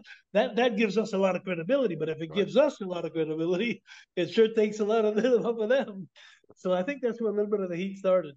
And then not long after that, we all know the story of Dynamite being like to play ribs. but Dynamite, I've learned over the years and like everybody else through podcasts and stuff and history that he had a little man complex, which he shouldn't have had. He was too great. He was so. I would have changed pants with him any time of the day, like, with his talent and everything. But for him, in his own mind, he had this complex of he wanted to show everybody that he was tough. He wanted to show everybody, and ribs became bad ribs and worse ribs, and he ruined some careers. I seen him do some stuff. I seen a guy from like Outback Jack come from Australia, and that he waited. He like us. He waited for his break to get in WWF, and then he finally got it. And then when he sat in the dressing room one night, and he was just brand new in the dressing room, and then nobody was barely talking to him. He was like new on the card, and then the Bulldogs came up and says, "Hey mate, you want to come with us tonight? We're going to party." So he felt like so I'm back. Jack said, "Hey, wow, the world champions are taking me out. I'm in the clique now." So he went, but when he got to the bar, they halcyoned his drinks. They put pills in his drinks, and then they at 3 a.m. they shaved all his hair off. His blonde hair, his gimmick. That's his character now. Right. That's his job. That's and his they gimmick. shaved. They took his coat and they took it in the bathroom, and excuse me, but they took a dump in his crocodile's mouth that he had in the back of his leather jacket. And then at 7 a.m, he showed up at the airport where Hulk was there, the Giant, and Vince and everybody, and he was drooling because he was so fucked up, and he had this shit in his head, the crocodile head, and then he lost his job. Bottom line, he lost his job, and that was supposed to be funny, and for me, that's not funny. And I've seen him do jokes like that, cut people's pants off in the middle of the winter, like cut a leg off. Well, you got to go to take an airplane, and you only have one leg, and it's not funny. It's things. So things, they were doing jokes that were hurting careers and people, and when that happened to me, they started messing with my things. I just told the wrong person. I just told Perfect Kurt Hennig. I said I'm going to go ahead and tell Vince when we get to TV, I'm not going to stand for this. I said I'm on the road 25 days a month. I have a hard enough time now just surviving away from my kids and my family. It's mentally so hard. I don't need this. I don't need this stuff. And then Kurt Hennig went to see the Bulldogs, and he went to tell them that I was going to stooge on them. So then when I came back from my 3 days off and was in Miami, I was actually at the convention center in Miami. Kurt Hennig set me up. He got in the dressing room early. He went in the far end of the dressing room. He put his back to the wall. And he put the cards at the table in front, and he knows I'm a card player. It's automatic. So when I come in, he says, "Hey, Jacques, you want to play cards?" Me, I know I'm on last, with the hearts. So for sure. So we got like 4 hours to kill. So I'm going. So I run over there. I get my back to the dressing room. So I'm facing the wall because he has his back to the wall at the far end. So I'm facing the wall, and out of nowhere, the Bulldogs came in, the Hearts, and I think it was Morocco and Orton. They came, all 6 of them, and out of nowhere he just came, and then he hit me at the side of the ear. I had my cards in my hands, and I fell off the chair. And when I fell off the chair, I just turned around, and I didn't know what the hell is going on. And then I turned around and said, "Well," and here's another secret I'll tell you guys. I'm not a fighter. My brother Raymond is. My dad is. I'm not. I'm an artiste. So I don't have it in me. So when I turned back around, I was like, "What the hell's going on?" And then he punched me with his left in the face, and then punched me, and then I fell down to the floor, and then he kicked me in the face, and then he said, "You're gonna stooge to Vince. You're gonna stooge to Vince," and then. And Kurt Hennig was in that thing too. Like he had set me up, and then so long story short is he beat me up. But the thing is this happened in Hollandale during the winter time. And like I said, my father's a snowbird. So my father brought me at the airport to the show to be with us for one day and then bring us to the arena. So he's sitting in the stands. So anyway, I'll have to say that happened. And when I got to the ring, Raymond had been on crutches in those days. He had hurt ligaments in his knee. Right. So he wasn't wrestling. It was a tag match. I was going to do all the work. And so anyway, when he finished beating me up, even Raymond got up with his crutches and said, "Hey, that's enough." And then he looked at Raymond, and then he punched him right in the face. Yeah, that was a mistake. He punched Raymond in the face, and then Raymond backed up with his crutches. And before a second went by, he said, "You're going to hit a guy with crutches?" And then Dynamite looked at him. He says, No, I said, I'm going to wait till you heal, and then I'm going to beat you up. And then he never would have made it. Boy, I'll tell you, my brother Raymond would have killed him. Anyway, so long story short is about for about a week, I was swollen. I was mentally ill. I was hurting, psychologic. I was in bad shape, and I was kept putting one foot in front of the other, saying, "I got to continue because if I go home now, it's like the Rougeaus are finished and they got beat up by the Bulldogs, and we didn't deserve it. We didn't deserve it. So I had to save the Rougeau name, but I'm not a fighter. So it's like I was caught in a very bad. I was caught in a very, and I didn't want my big brother to come save me in a month from now when he's off his crutches, you know. So a week went by, and then and it's so funny because when I got back to the car, my father saw me all swollen up, and he saw because when I got beat up in the floor, the first thing that happened is they all left, all six of them, and then the agent came in, and then he told me, he said, Tony Gurria, he comes up to me, he says, "Oh," he says, "don't worry, Jacques," he says, "you don't have to work tonight." And I looked at him and I says, "Oh yeah, I'm gonna wrestle. I'm gonna wrestle tonight. I'm wrestling." And I was so messed up mentally. And I went out there and I wrestled anyway. I lasted about 6 minutes, and then finally I almost passed out, rolled out of the ring. Raymond's in crutches. So I said, "Ring no bell, ring no bell." And my father saw that. He was sitting in the stands. So when I left, I got in the car, went back to Hollandale. Raymond was sitting in the front with my father in the car, and they were trying to talk to me, but I couldn't hear nothing. I just couldn't hear nothing. I wasn't answering. I wasn't there. So they stopped talking to me after a while, and they got home. And the next morning, I got at the airport, Fort Lauderdale, and then I was going to Chicago, and then we had like 3-4 days in Chicago, and the Bulldogs were on the card, and they kept coming in the dressing room and banging their bag beside me, like laughing at me, and then I had my head down, like, "Please don't hurt me no more, please don't hurt me no more." But I would say that, but that's how I'd act, like, "Please don't hurt me no more." And they knew they were king of the hill. And then 5 days later, I looked at Raymond. I hadn't spoke to Raymond for 3 days. We were in the same car, same hotel. I never spoke for 3 days. And then on the fourth day after the show, in one of the shots in Illinois that was close, because we were 3 days in Chicago, 3 shots we had to do there. I told my brother on the way back, because they laughed at me again in front of all the boys in the dressing room. And then I told my brother on the way back, I said, "I'm going to do my comeback on Monday at TV in front of Vince and everybody. I'm going to do my comeback." And my brother Raymond looked at me, he says, "Yes." He was so happy. And then so then we got to the room. I'll never forget that. It's about 11 o'clock at night. My brother takes my mattress off my bed. He puts it on the wall, and then he takes a pillow, and now he wants to show me how to box. And it's like I'm going like, I don't want to do this. Like, I don't want to do that. I don't want to go this far. And then not realizing what I got into. And then I did that for a couple of nights, and then the Sunday, the night before, I called my dad in Florida, which I haven't spoke to him in a week. The last time my dad saw me, I was a beat up kid with a big face and never spoke for a week. So on Sunday night, I called my dad, and then I told my dad, I said, "Dad," I said, he said, "Jacques?" I said, "Yes, me."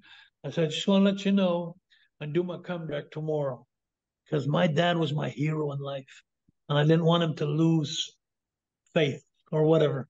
And so my father, the only thing he answered, he says, "You listen to me." He says, "Before you go to Fort Wayne, Indiana tomorrow," because that was the town. He says, "Before you go to Fort Wayne tomorrow," he says, "you stop by the bank." And he says, "You go get yourself a roll of quarters." And he says, "When you hit him to kill him. You hear me?" He says, "You kill him." And I'm going like, what did he just say? Like, he wants to, I'm not a fighter, and it's like, and he wants me to kill the British Bulldog who killed me already. Like, and it was like, it was such a big mountain. And then the next day, I don't know where I got the courage. Don't ask me where I got it. And I waited in front of the cafeteria, and it happened, and I did it. And I've never been the same man since. Wow. Thank you. Wow. What a story. But it was hard. When you say you've never been the same man since, what do you mean? Well, so many things have changed. I became 3-time tag team champions. I became intercontinental champion. I never quit the business. I beat Hulk Hogan. 25 years I've been doing conferences in schools against bullying to show the kids how to fight bullying without using violence. I still got one in a month from now. I got 2 schools to do. 20, 30 years later, I'm still doing conferences for kids to help them. So my life changed dramatically because of that incident. And when Hulk I don't want to bring that back up again, but when Hulk came to Montreal a couple of years after that, I think that is one of the reasons why that he put me over in Montreal. You know, I don't have any proof, but I have this feeling that he had such a respect for me for standing up for myself. And then another thing too that people don't know, but I'll guarantee you this, and I have no proof. I'm just speaking with no knowledge, but I'll guarantee you that Hulk was afraid of the Bulldogs too, because I'm sure that they never got touched. Hulk never got touched because he was the icon, he was the big. But I'm sure there's some nights he went to bed and he was wondering, like, I hope they don't start ribbing me. Like, you know, I'm sure, because a lot of his people around him got ribbed. A lot of his friends lost their jobs. A lot of, so I'm sure. So when I stood up and I stopped an era of bullying in the WWF, it completely stopped after that. There was no more bullying for at least a couple of years, you know. Wow. And then so I changed the atmosphere for the boys. So I had Terry Taylor come up to me, and then Taylor, he came. Nobody was speaking to me after I did my comeback for about a week there, because the Bulldogs gave the notice right after that. 2 weeks later, they quit the business, and that was the end. But for 2 weeks, nobody spoke with me. They were always afraid that someone would go tell the Bulldogs, hey, they talk with Jacques, you know, they're on Jacques' side. So nobody spoke to me. And Terry Taylor was the only one. I was sitting in the stands one night just waiting for the show, and before they opened the doors, and Terry came and he sat beside me. He says, you know what? He says, gotta tell you, I want to congratulate you. He says, you did what I never would have been able to do. He says, what a lot of guys wanted to do, you did it. And he says, I just want you to know that. And so that meant the world to me. You know, like holy shit, finally someone that agrees with me, you know. You know, Jacques, I've never heard the whole story. That it's absolutely incredible. Thanks for sharing that with us. What was the fallout from it? From Vince, from WWE, from anybody else? Was there any aftermath to it? You know, there's so many things. What do you mean aftermath?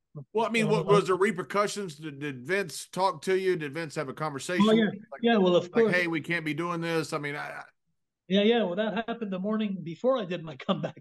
It's so funny because at 9 o'clock in the morning, when everybody had to be at the building that day at Fort Wayne, Indiana, for the TV day, Vince had already heard the story that I got beat up last week. So he had a meeting at 9 o'clock in the morning.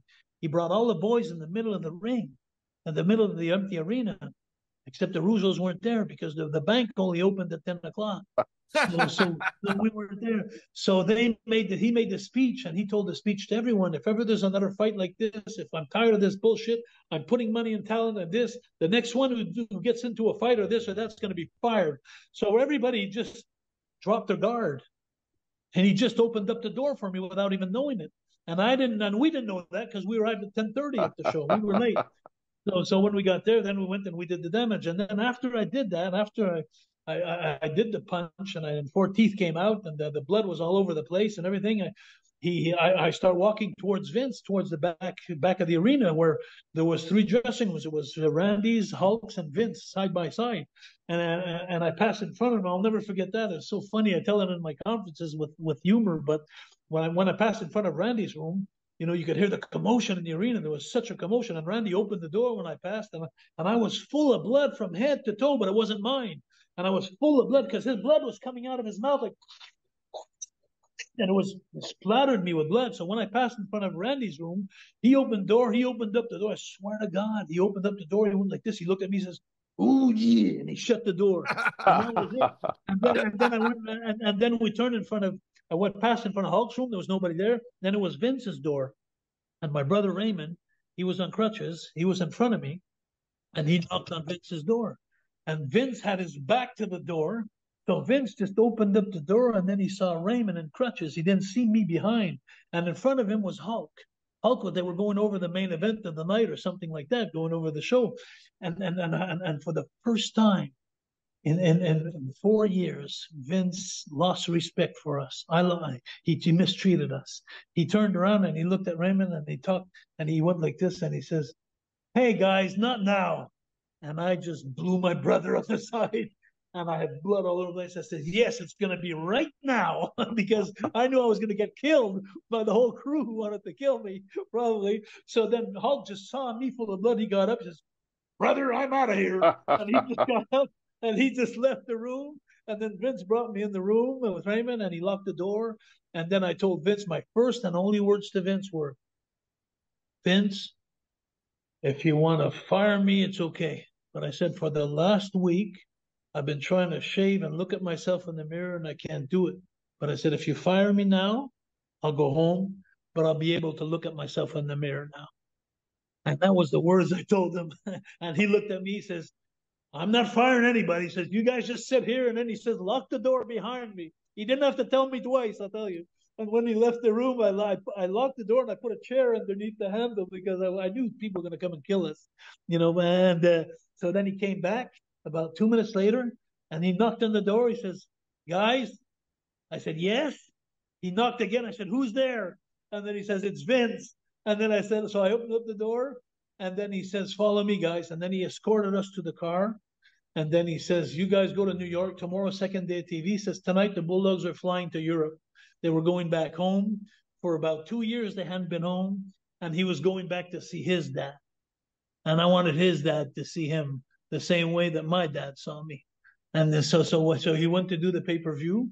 And in the meantime, we got back in New York the next night. We're in Madison Square Gardens. Nobody's looking at us, talking at us. There's 3 dressing rooms. And in the dressing room me and Raymond are at, nobody dressed with us. They all went and packed in the other 2 dressing rooms.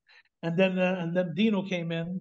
And then when Dino walked in, he told us, he says, guys, says, I got good news or bad news. Says, which one you want first?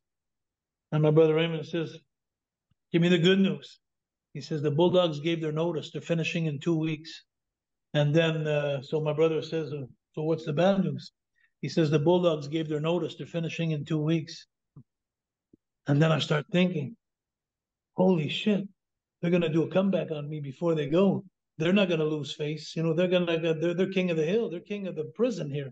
They're not going to lose it. And then I started shaking in my pants for about 2 weeks, every day, every night. We're going to the cities. There were 2 days in Europe. And when they came back on the 3rd day, they were in every town with us for 10 days, 9 days. There was 3 towns a night and they had to be in our town. Right. So it's like, every night me and Raymond would get out of the car back to back. And we would be waiting for a steel pipe or something and getting into the dressing room. And then finally on the last night, in Cleveland, Ohio, the big arena there, what was it called? Richmond Coliseum. Richmond Coliseum. They had a pay-per-view. And it was 10 tag team matches. And we were against the Bulldogs, the Demolition and everybody in there. And then the last match they had in the territory. And then Vince came to see us early that day. And he says, guys, he says, well, I'm going to put everybody together, but he says, I'd like to ask you a favor. He says, if you don't mind, he asked me and Raymond, he says, I'm going to get you out of that match early. He says, I'd like for you not to take a shower, take your stuff and leave. So it's almost like giving them back their dignity or whatever. And so I said, sure, but I can leave now if you want. but Raymond says, okay, we'll do it. And so finally we went into the ring. And now listen to this. This is the greatest high spot, I'll tell you, of all times. All the 10 teams are in the room. They bring us together for the first time. Now you could hear a pin drop from the heat, you know, the heat's still swollen up in his face. And, you know, so it's bad. The tension is so bad. And it's like it's the last night. So everybody's expecting them to do something to us. So Vince, so Davey Boy says to me, he says, he comes up out of nowhere. He says, I'd like to start the match. So Vince says, okay, go ahead. He says, I want to start it with Jacques. So I was like, did he say my name? Like, you know, like. But I didn't say it like that. I swear to God. When he says, I want to start with Jacques, I looked at him and he didn't have time to finish his sentence. And I said, sure. I was shitting in my pants, but I never and I looked at him and I said, sure. Because I had already gained my dignity back. I'm not going to lose it again. So it's like, so then he says, okay, I want to do a spot with you where you grab the headlock on me. I'll shoot you off. You give me a tackle. When you come off, I'll drop down. And when you come off, I'll press you at the end of my arms. I'm going to lean on the ropes backwards. And then Raymond, you come in and I'm going to throw you onto Raymond and we'll get the pin. Because they knew we were getting beat first. Yeah. So I knew when he wanted to press me like this at the end of his arms and go and hit the rope backwards, I knew my head was going to hit the cement floor. I knew it. He was going to drop me. I knew it. And then before he had a chance to finish his sentence, I said, I love that spot. And I was shitting in my pants so bad, but I never showed anybody. And we did that spot, and that's how it finished. And we left. We didn't shower. We took our stuff and we left. And that was the end of it. Did you ever see them again after that? Oh, yes, I did. I saw him again 3 years later. Okay. No, I'm sorry. I went to his town. I didn't see him. That was the worst thing. So they booked me in this autograph Comic-Con, this session. I'm in Manchester, England. Listen to this. I'm in Manchester, England. I'm going to make you laugh here. I'm in Manchester, England, and I'm going down there, and I know I'm going to die. I know. And what a place to die. That's like dying in Texas. It makes no sense, right? Yeah. So anyway, but I need the money, so I'm going down there. What the hell? I got a hell of a deal. No wonder why. Anyway, so I go down to Manchester, and as I'm coming down to come into the dressing room, now he's not there. Davey Boy and Dynamite are not in there. They're not. They're gone somewhere else in life. But I'm in his town, so it's like I get into the dressing room, and as I come in the dressing room, you wouldn't believe who's there. You'll believe it when I tell you. You'll recognize him. He goes like this. I can't believe it. Ziggy, baby. You come here, Rougeau, in this town. I can't believe it. And he starts making a promo, cutting a big promo, and I'm going like, shut up. Like, please shut up. I've been scared the whole time down here and everything, and now you're stirring it up. But nothing ever happened. I did the thing in the autograph session, and I was so happy when I got back to the airport. And then I knew I was in security with the airport, when I got back, and then I was coming back home. But that was a big step. But all this to say that when I was going through all this ordeal, I did not want to be a McFly like in Back to the Future. I didn't want to be known as that in the business. And that's why I did the comeback. That helped me a lot to do the comeback. But I don't know up till today now if I had to do it again. I don't know how I managed to do it. Maybe my brother Raymond gave me pride, my father or whatever. But I don't know how I did it today. I look back and I go like, where did I get the guts to do that? Because I know if I miss, he's going to kill me. I'm gonna die. If I missed him with that punch, he's gonna kill me. So what an ordeal, anyway. Yeah, that's what an incredible story. Thank you for telling us that. I'd never heard the whole story. I just heard bits and pieces over the years, and you don't know exactly what's true and what isn't, when you hear stories, especially when it comes out of the wrestling business, But what I tell you now is 100% the truth. Wow. That is amazing. What'd you do with the roll of quarters? I don't know. I don't even know what happened to it. It's funny because you can auction those. You can auction those off one quarter at a time. Auction off one quarter at a time. I got a roll in the back of my house here. We'll split the profits. Listen, you're funny, eh? But I tell you, WW quarters for sale. Listen, you guys are funny, but I got to tell you something. It happened in Comic-Cons once or twice where someone would come up with a roll of quarters and they'd be like a little shy, but they'd say like, "Do you mind?" And hey, you've been asked to sign a roll of quarters. I swear I'd go like, I don't know if I want to do this. Like, and then I'd sign it, but it was like, I don't want to bring back any bad memories, but anyway. So Raymond, is all your time now spent with just the contest and the academy? Is that where you spend all your time now? Jacques, you mean? I'm Jacques. I'm sorry. No, I was thinking about asking. Been talking to him for 2 hours and he don't even know your damn. That's right. I was thinking about asking about Raymond, what city he was a mayor in, and I got confused. Hey, take a number. Everybody calls me Raymond. Don't worry. Exactly. Hey, I tagged with Ron Simmons, and I was going through the airport one time, and a guy goes, "I know who you two are," and then Ron goes, "Who?" He goes, "You're the twins." All right, that's fair enough. So I get it.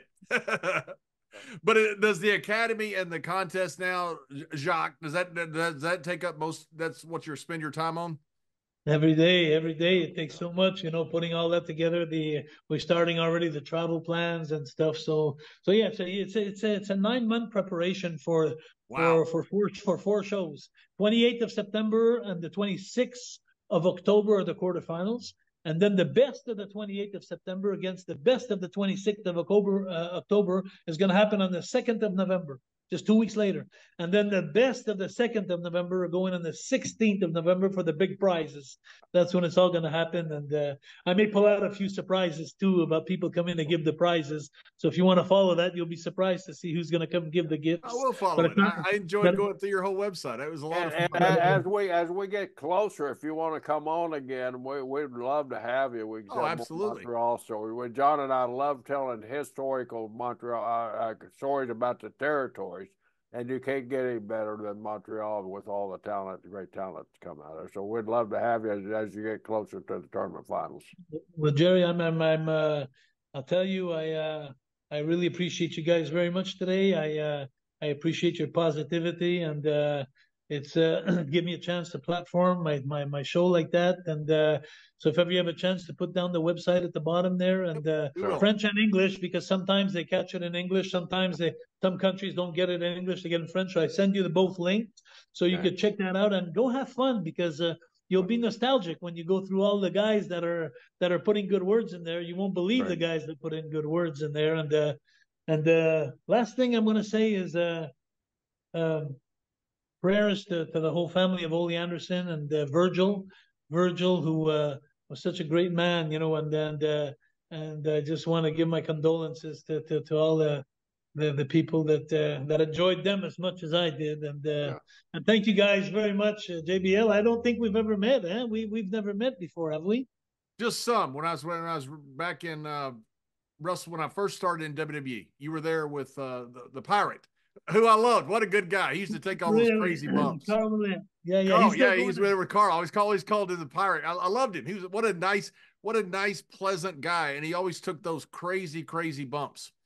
It's funny because everybody that was with me, they're always nice, pleasant guys. And then...